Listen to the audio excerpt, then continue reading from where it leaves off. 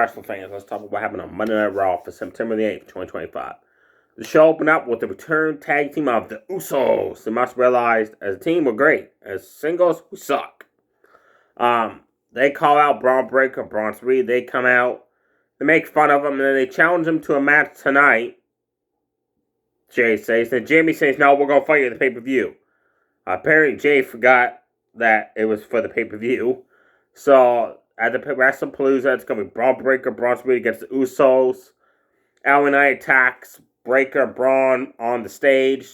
It's just, kicking the butt. 2-on-1 until he gets double-teamed.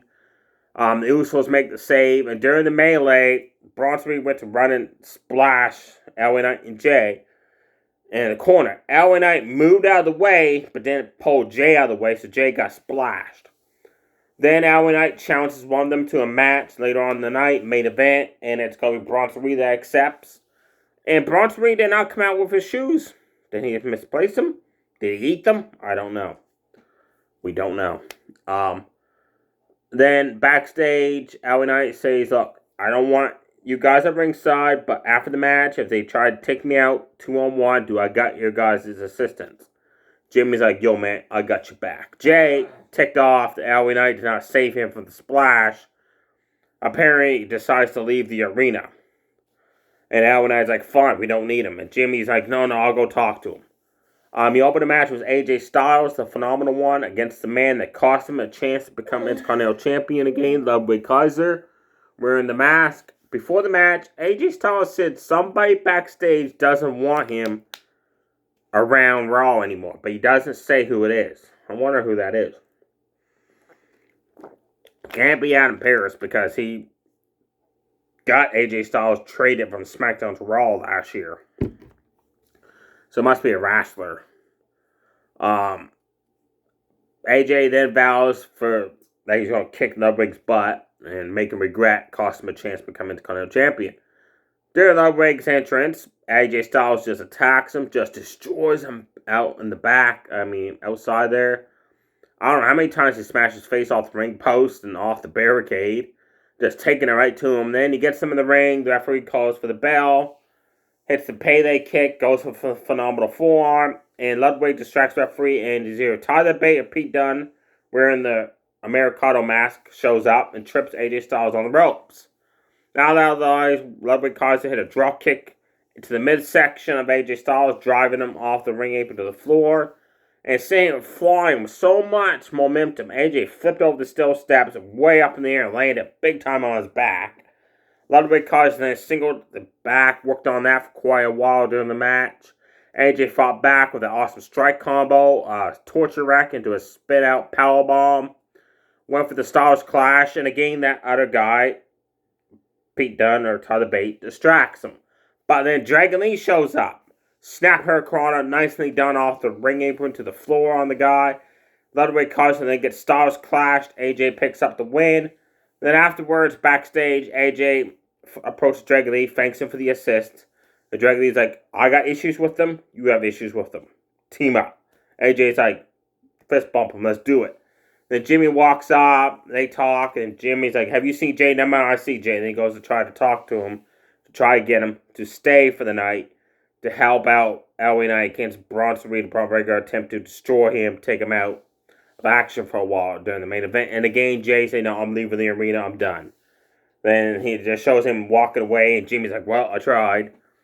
Then we had Nikki Bella, Asuka one-on-one. This match was set up from a backstage segment where Nikki was talking to Io Sky, was confronted and interrupted by Asuka and Kairi Shane. Great match these two women put on. I'm a huge fan of Nikki Bella, the Bella twins. I want Brie back. Bring back Brie. Come on, AEW. Don't hold her back there. You're not doing nothing with her. You signed her to a contract to be in the corner of her husband, Daniel Bryan. She has wrestled. She's just been there for manager services. Now she's been off TV for a few months, so you're not going to do nothing with her. Let her come back to the WWE and team up with her sister. But we all know it's Tony Khan. He ain't going to do that. God forbid.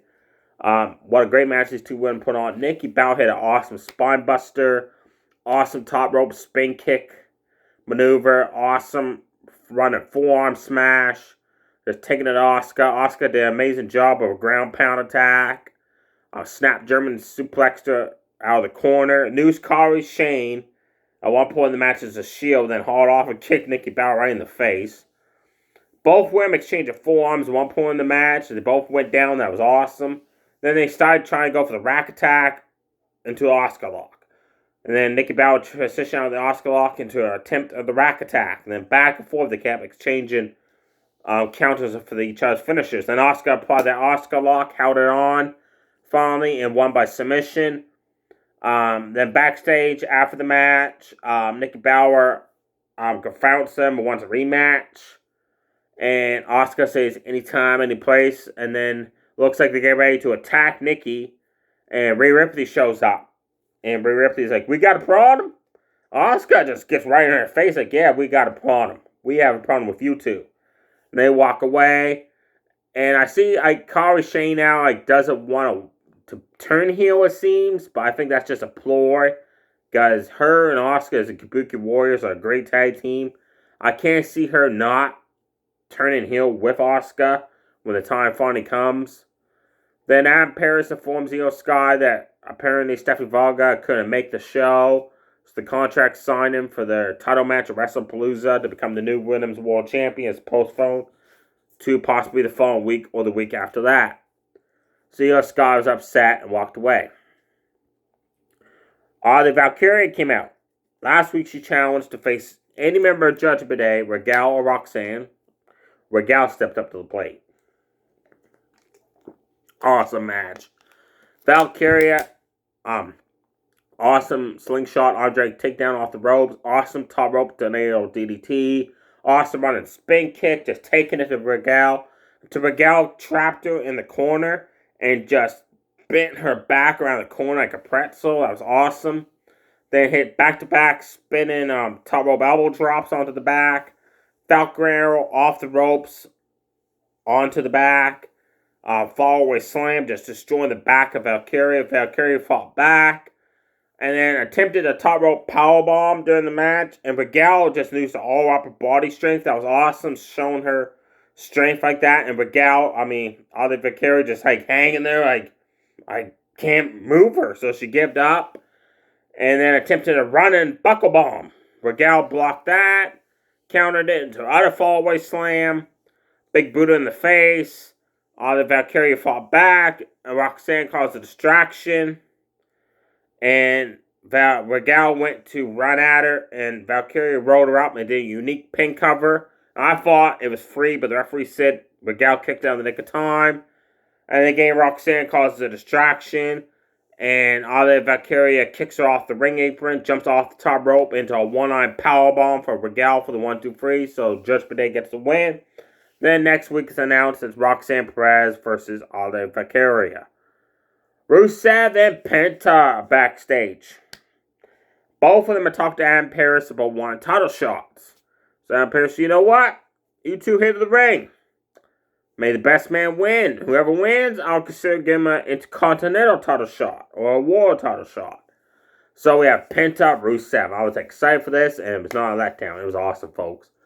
Penta hit that backcracker out of the corner. Back-to-back super kick, stunned Rusev. Then ran, and Rusev picked him up and just slammed him down big time. Then just pounced on him like a tiger and just massive, stiff, full-on shots, ground pound attack on Penta.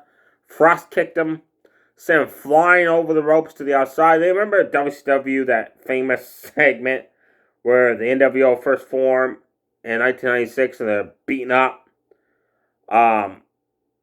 people backstage, and Kevin Nash throws Rey Mysterio into a trailer like a lawn dart. Picture that, with Rusev doing that to Penta, but Penta's face hits the announce table. Like, ooh, that had to hurt. Then Rusev clears off the announce table. Penta fights back, sends him into the ring post, sends him into the steel steps, gets him in the ring, and hits a cold red. At this point, New Day, Grayson Waller come out. That distracts Penta, or so they think. Penta dives over the ropes, taking down Kofi Kingston, Grayson Waller. Woods moved out of the way. Penta runs back of the ring, hits a super kick on Rusev. Rusev runs bounces off the ropes, Frost kicks him. Penta bounces off the ropes, super kicks him. Gets up on the top rope for the Canadian Destroyer. Woods distracts him. Rusev hits a Frost kick as Penta comes off the top rope. Rusev picks up the win. Your main event, LA Knight against Braun Breaker. With Bronson Reed, Braun Breaker ringside. Great match, physical, hard-hitting action. LA Knight does that punch combo. The right knee in the face in the corner. The jump-up neck breaker. Top rope elbow drop. Taking it to Bronson Reed. Bronson Reed hits an awesome fallaway slam. Splash in the corner. A massive clothesline sending LA Knight out of the ring. Then LA Knight is outside and just takes it right to Bronson Reed. Sends him face first in the ring post into the steps. Jumps off a barricade, hits a clothesline, knocks down Bronson Reed. So he's like, hey, it worked the first time, let's try it again. He tries it again, but this time Bronson Reed catches him and runs and drops him on the announce table. Then goes to put him through it. LA Knight fights back, and Bronson Reed swung him so fast into that ring post. LA Knight hit it and just went flying into the opposite corner. And, that was some speed there, folks. That was a whiplash effect, too. Bronson Reed gets him in the ring and gets out the top rope for the Tasami. LA Knight fights back, trips him on the top rope. Goes for the jump-up neck break out of the corner, but Bronson Reed held on the ropes, so LA Knight hits the canvas, hurts himself. And then LA Knight jumps up, hits the punch combo, goes for the Rose Plant DDT. Braun Breaker causes a distraction. LA Knight punches him off the ring apron to the floor, turns around, fallaway slam, your winner, Bronson Reed. After the match, Braun Breaker gets involved, 2-on-1 beatdown. Jimmy runs out, super kicks, then gets speared, and then Jay, who did not leave the arena after all, apparently just stood backstage for a good 5 minutes watching his brother get beaten up. Just must have sat there, had a coffee while he eat it. Instead of running to save his brother, he just rocks to the ring. Gets in the ring, gets speared. Jay should realize, when I walk, a power walk to the ring, I get my butt kicked. If I run to the ring, I might be able to pull off some moves. And then LA Knight makes the save of a steel chair, helps up Jimmy. And hey, we good? Checks on Jay. Jay's like, you're all good. And the show ends with Jay spearing LA Knight to make him pay back for LA Knight not pulling him away when he got splashed in the corner early in the show. And then Jimmy's like, what the heck, man? And LA Knight's like, Jay Uso's like, yeet, now we're good. And he exits the ring and orders Jimmy to come with him. But Jimmy's like, ends the show with Jimmy conflicted. Do I go with my brother or do I check on LA Knight? The only match announced for next week is Oliver Valkyrie versus Roxanne Perez. John Cena's going to be there for a segment. Seth Rollins, Becky Lynch, CM Punk, AJ Lee are going to have a face-to-face segment in the ring. The segments happen. New Day and Grayson Waller now have a petition trying to get fans to sign it to get the Canadian Destroyer banned as a maneuver. I think a couple of fans did sign it. That was hilarious. But then a couple of fans are like, nah, we're good. Backstage, there was a segment, and Dominic Mysterio, he talking to Judgment Day, and Judgment Day want to know, like, hey, man, why did Ludwig help y'all last week? What's he want to return? And Dominic's like, hey, man, what? He doesn't want nothing to return. Then he leaves the locker room. Roxanne's like, I'll go cheer him up. And the fans are like, woo, like that in the background. Then Dominic comes out, and he's trying to say, like, that Ludwig, Kaiser, and him are just friends. That's it, nothing more. He doesn't want to become a member of Judgment Day, stuff like that. And he's getting a huge ovation for the fans. And you can see Dominic is shocked by this huge ovation for the fans cheering him on. He's like, I'm a bad guy, but you guys are cheering me. He's going to become like the next Stone Cold Steve Austin. I'm calling it. He's going to be a great heel, but the fans are going to love him. AJ Lee returned after 10 years, she said, after being gone. And she said that, as you can see, Becky Lynch forgot something on SmackDown. She holds up the women's title, the IC one. puts her around her waist. And then she said, I was comfortable staying home for the past 10 years until Becky had to put her hands on my husband. Now I'm back to kick her butt. Becky Lynch comes out and she's got a shiner. Apparently AJ Lee smoked her good on SmackDown there. And Becky wants a belt back. AJ Lee said, you want your belt back? Tag match. Me and my husband gets you and your husband at WrestlePalooza. Rollins comes out and says, hey, you don't call the shots around here, Revolution does. He gets in the ring and Punk attempts a sneak ambush attack. Goes for the go to sleep, but Rollins gets out of the way. They back up on the stage and then Rollins accepts for the tag and Becky's like, no.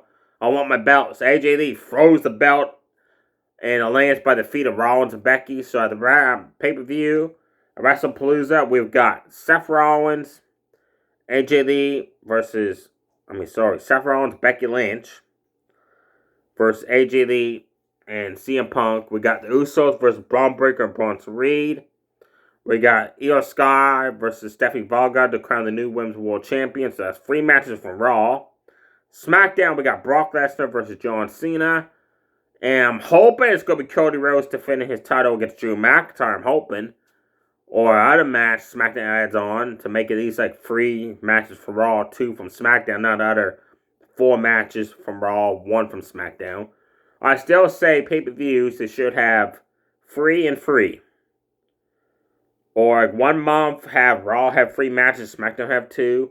Next month have SmackDown have 3 matches, and Raw have 2. But no, it's always Raw, always has to have more matches than SmackDown the pay-per-views. Have you noticed that, folks? And if you have, let me know below in the comments. Do you like that? The Raw gets an added match to the pay-per-view? 3 to 2, because they always have 5 matches.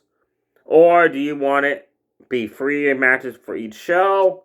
Or do you want to have have 1 month be Raw free, SmackDown 2. The next month, SmackDown free, Raw 2. There you have it, folks. Stay safe, everybody. Check out all the matches tonight, because all 5 matches are worth watching. Action-packed. Stay safe, everybody. Too sweet. Bye.